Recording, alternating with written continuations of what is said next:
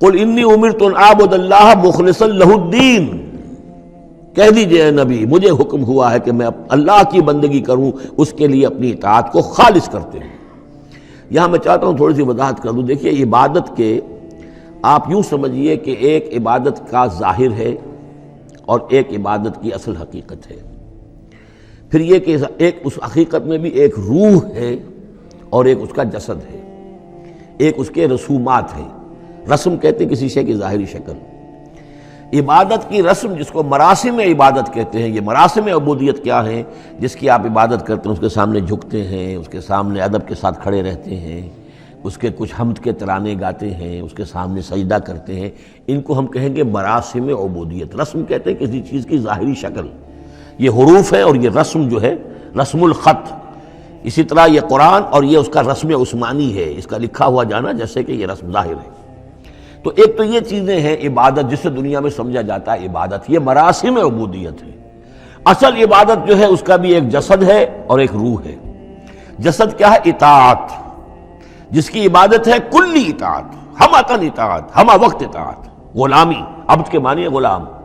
چنانچہ یہ دو لفظ دو دفعہ ہم پڑھ چکے ہیں کہ فرعون نے کہا تھا بنی اسرائیل کے بارے میں قومہما لنا عابدون، یہ جو ہارون اور موسیٰ کی قوم ہے وہ تو ہماری غلام قوم ہے۔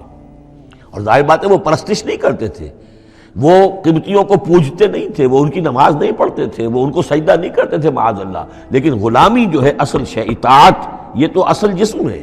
اصل عبادت کا جو ہے جسم، جسد جو ہے وہ ہے اطاعت۔ لیکن جو چیز اس اطاعت کو غلامی سے آگے بڑھ کر عبادت بنا دیتی ہے وہ اس کی روح ہے، روح محبت۔ جس ہستی کی اطاعت محبت کے ساتھ کی جائے گی وہ عبادت ہو جائے گی۔ ایک جبراً اطاعت کی جا رہی ہے۔ اب جیسے کہ انگریز کی ہم اطاعت کرنے پر مجبور تھے، ہم اطاعت کر رہے تھے، عبادت نہیں کر رہے تھے، لیکن اطاعت کر رہے تھے۔ لیکن کسی کی محبت کے جذبے سے سرشار ہو کر اطاعت کی جائے گی تو وہ عبادت بن جائے گی۔ تو اللہ کی عبادت کے لیے جو بھی ڈیفینیشن اس کی امام ابن تیمیہ اور حافظ ابن قیم استاد اور شاگرد دونوں کی ہے وہ یہ ہے کہ اس کے دو اجزاء ہیں۔ العبادت تجمع اصلین، غایت الحب مع غایت الذل والخضوع، کہ دو چیزوں کو جمع کرنے سے اللہ کی عبادت جو ہے وجود میں آتی ہے۔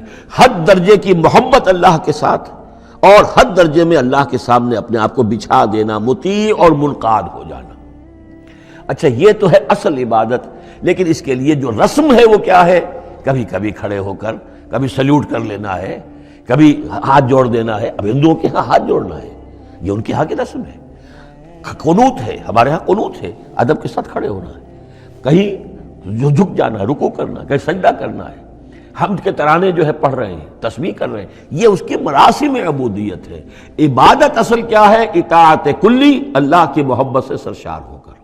تو اس صورت کا جو عمود ہے وہ یہ ہے کہ اللہ کی عبادت کرو اس کے لیے اپنی اطاعت کو خالص کرتے ہوئے۔ اطاعت میں آپ نے کسی اور کو شامل کر دیا، انڈیپینڈنٹ آف ہم، اللہ کی اطاعت سے آزاد، مستقل بذات اطاعت، یہ شرک ہے، اور وہ اطاعت اللہ کو قبول نہیں۔ وہ منہ پر دے مارے گا یہ مجھے 25% اطاعت نہیں چاہیے آپ کی، آپ لیجئے اپنے سر پاس رکھیے، مجھے تو چاہیے 100%۔ ادخلوا فی السلم کافہ۔ اور ہم سمجھتے ہیں کہ ہم 5-10% بھی ٹرخا لیں گے اللہ تعالیٰ کو تب بھی ہمیں جنت وہ دے ہی دے گا۔ یہی ہے اصل میں ہمارا جو سارے سوچ کا فطور ہے۔ یہ کل زندگی اور کل بندگی جو ہے اس کا تصور ذہنوں سے نکل چکا ہے۔